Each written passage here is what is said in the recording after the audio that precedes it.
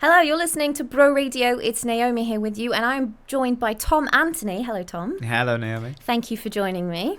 Thank you for having me. Now, Tom, you're on our Welsh music playlist. Mm-hmm. Tell us about your music. What is your genre? What's your style? What should we be listening out for? Well, obviously, musicians hate this question, right?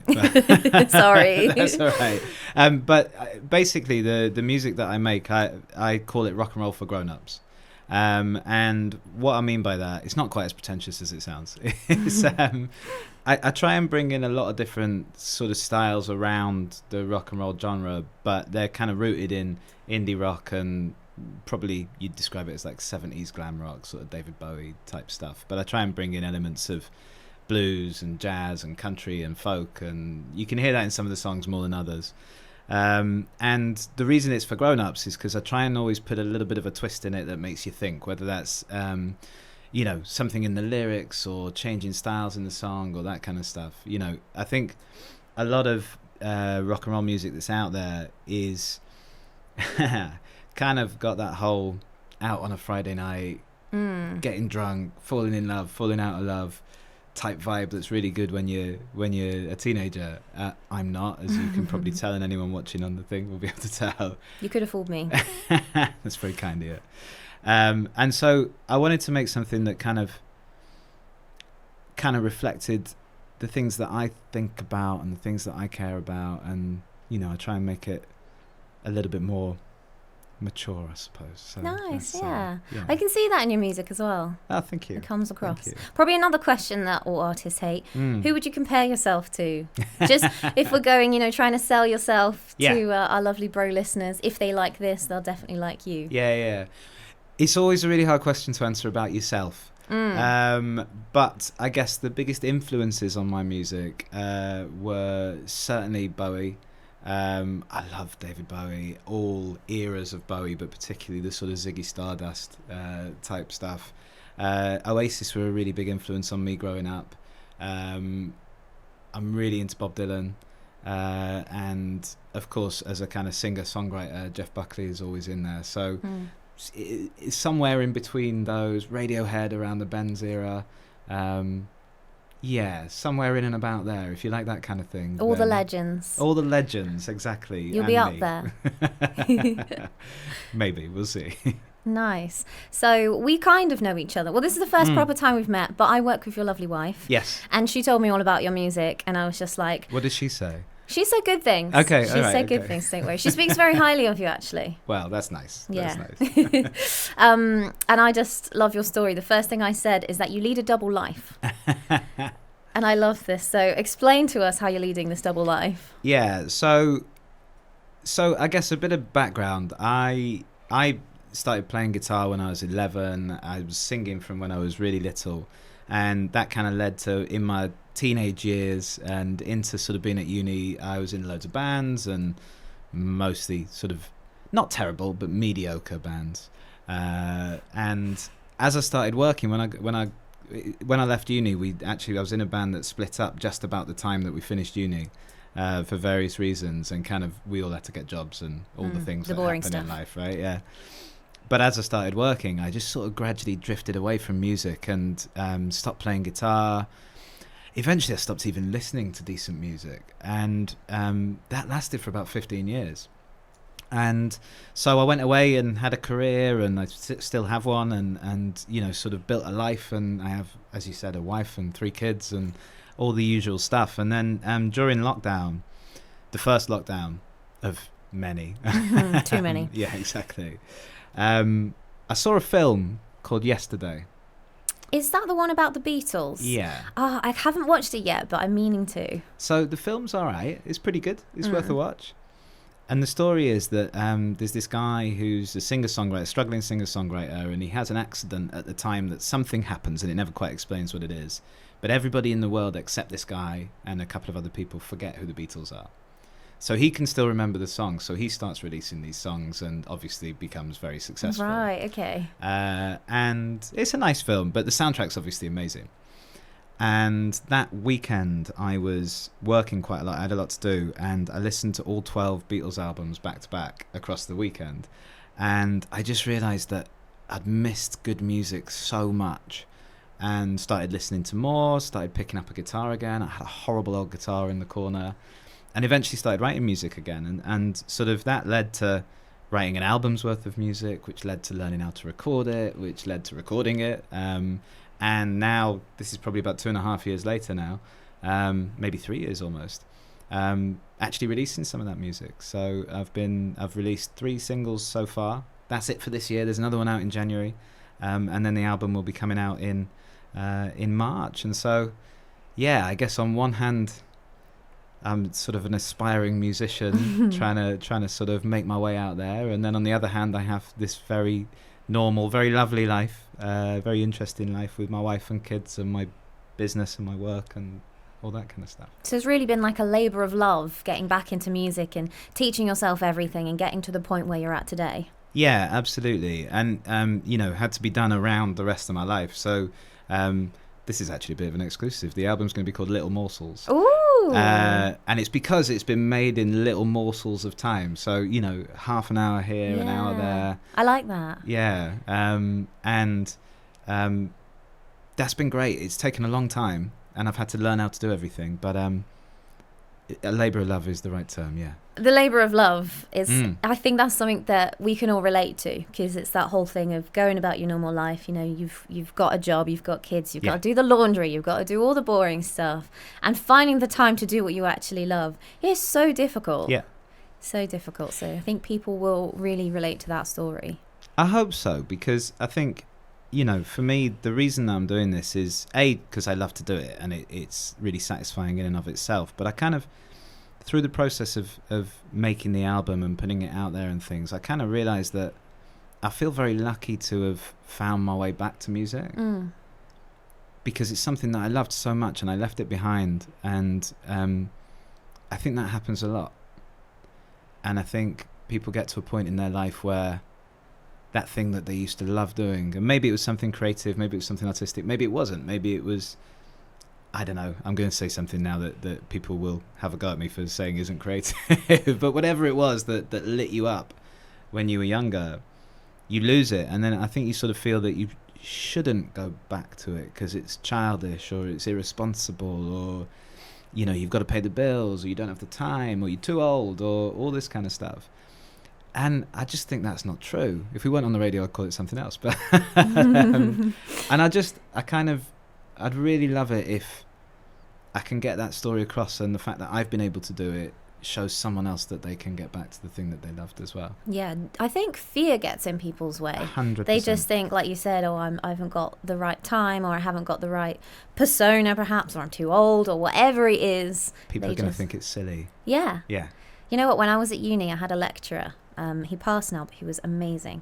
And he used to say to us, it's only embarrassing if you feel embarrassed. And I carry that with me all the time, because I'm just like, you know what, other people might find me cringy, but I don't. Yeah. Yeah, and I think your reasons for doing stuff change as you get older, right? And so, I'm not trying to be a rock star or try and become sort of mega rich and famous out of this. I just really enjoy making music, and I hope some people like it, and I hope I'm trying to make the best records that I can make, and hopefully each one's better than the last, and putting on some good shows, and that's kind of it. And like I said, if that story helps some people, then I'm happy. Hopefully you've inspired someone today. So speaking of, what do your kids think of your music? It depends when you ask them.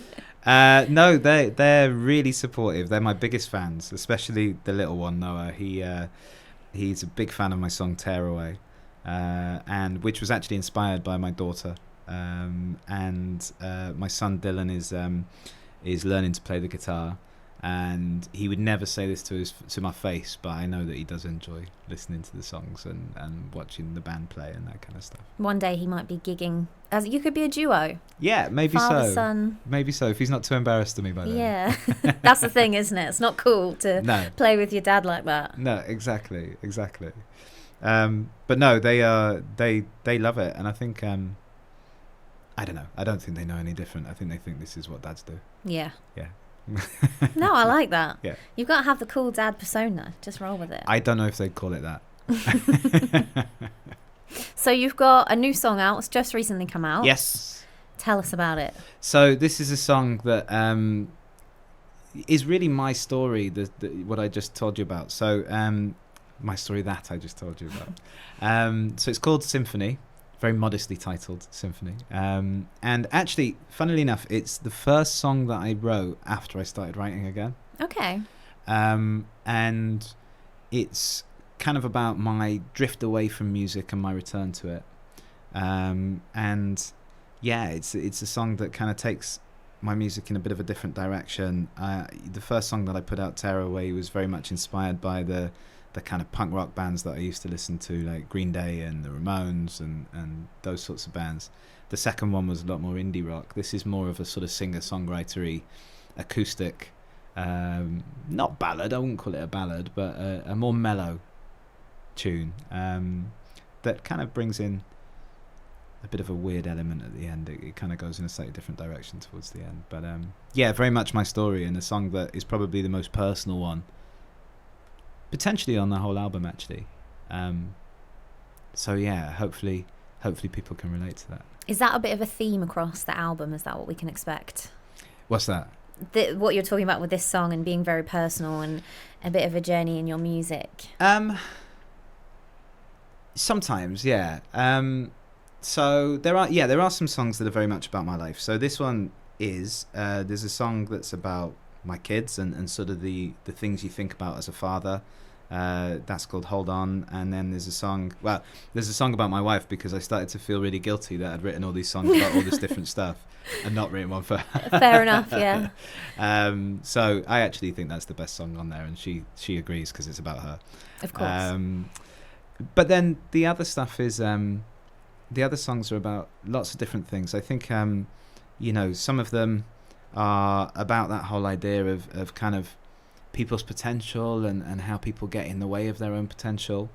There's a couple of the songs that are kind of about I sort of they've come from, I sort of see people around the world in a bit of a daze and sort of sleepwalking through life a little bit. Mm-hmm. And some of that is down to social media and the stuff that we consume there. Some of that's down to control elements that the government have put in place or that society has put in place. And I'm getting really right wing here, sorry.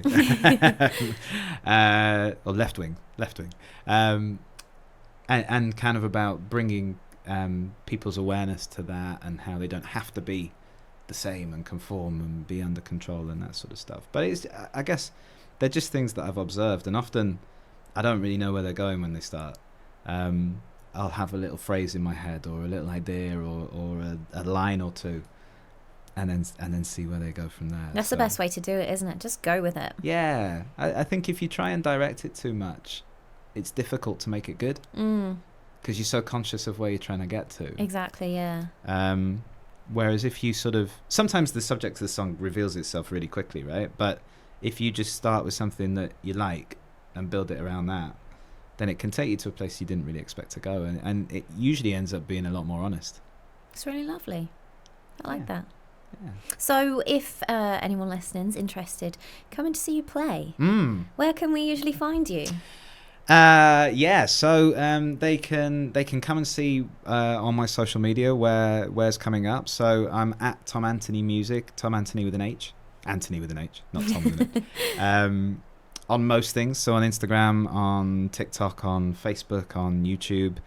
The next gig we've got booked at the moment. So I've got a band together to play some of this stuff as well. So this year I've been playing a lot of acoustic gigs. Which are great, and I'm going to carry on doing those. But a lot of the songs have a lot more to them than that, and they don't really translate so well in an acoustic setting. So I wanted to get a band together to put on a proper rock and roll show.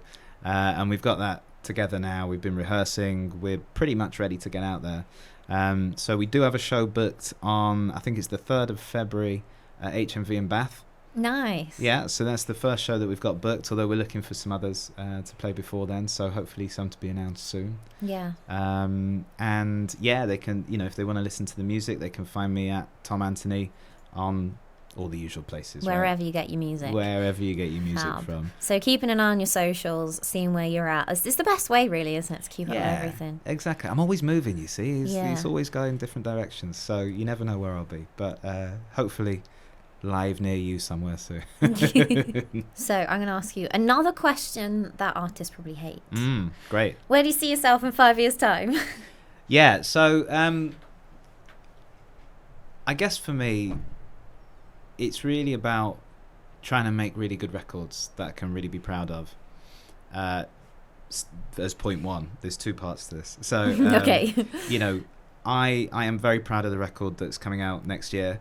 I think the songs are really representative of me, and they're really important to me, and I made the whole thing myself, so I'm really pleased with that.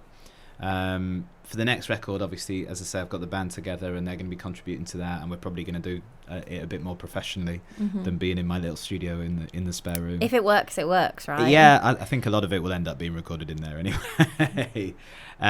So just making better and better records. In 5 years, I'd hope that we've had 3 albums out by then. Nice. Yeah. That's good. I think that'd be okay. And then the other is, I just want to put on some really good shows. I think a lot of people go to see live music now, and they spend a lot of the time recording it on their phone, and that's fine. That's if that's what they want to do, that's cool. But I think you just got to work a bit harder to capture people's attention and give them something they're going to remember, and don't try and play the record. Try and like create a bit of an experience. Yeah. Something I saw an interview with Noel Gallagher, and he said, you know, after they make a record with his band, he spends the first 3 weeks of rehearsals trying to get them to stop playing the record, because it's a different thing than putting on a show.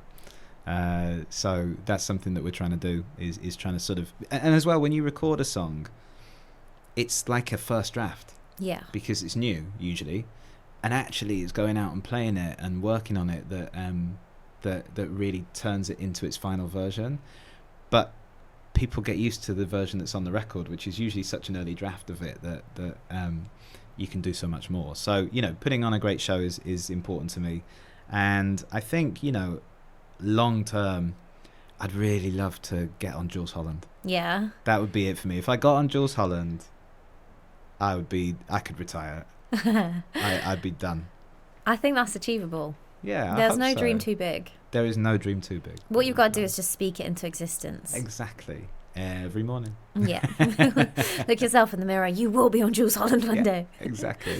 What I really like about you, Tom, is just that you're creating music because it's just something you really enjoy. You have a passion for it, that things that come out of your head and into the mic, as it were, are just things that are inspired by life around you and stuff that makes you happy or the way you feel. And it's just creating lovely art from just, again, lost my train of thought, but creating lovely art just through doing something that you love. Oh, well, that's a really kind thing to say. Thank you.